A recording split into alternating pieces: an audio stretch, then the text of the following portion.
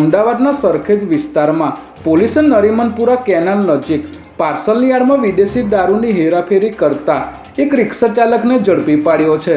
એક લોડિંગ રિક્ષામાં પાર્સલની યાર્ડમાં દારૂનો મોટો જથ્થો લઈ જવામાં આવી રહ્યો હોવાની બાતમીના આધારે પોલીસે નરીમનપુરા ગામની કેનાલ નજીક નાકાબંધી કરી શંકાસ્પદ રિક્ષા આવતા જ તેને અટકાવીને તલાશી લેતા રિક્ષામાંથી પાર્સલની નીચેથી વિદેશી દારૂની 4401 બોટલો છુપાવેલી મળી આવી હતી। ત્યારે પોલીસે દારૂના જથ્થા સાથે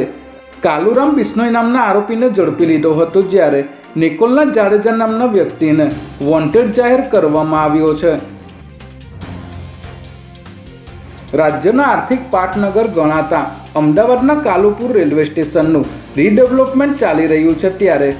ભવિષ્યમાં થનારા ટ્રાફિકને ધ્યાનમાં રાખીને રેલવે સ્ટેશનની આસપાસના વિસ્તારમાં રોડ પહોળા કરવા માટેની પ્રક્રિયા કોર્પોરેશન દ્વારા કરવામાં આવી રહી છે, જેમાં કાલુપુર તરફ અવરજવર કરનારા રોડને આગામી દિવસોમાં પહોળા કરવામાં આવશે, જેના માટે મ્યુનિસિપલ કોર્પોરેશન દ્વારા કાલુપુર રેલવે સ્ટેશનની આસપાસ સર્વે કરવામાં આવ્યો છે, જેમાં ખાસ કરીને કાલુપુર 4 રસ્તાથી સ્ટેશન સુધીનો ટ્રાયેંગલ વિસ્તાર જે હાલ 80 મીટરનો છે તેને વધારીને 100 મીટર કરવાનો પ્લાન તૈયાર કરવામાં આવી રહ્યો છે।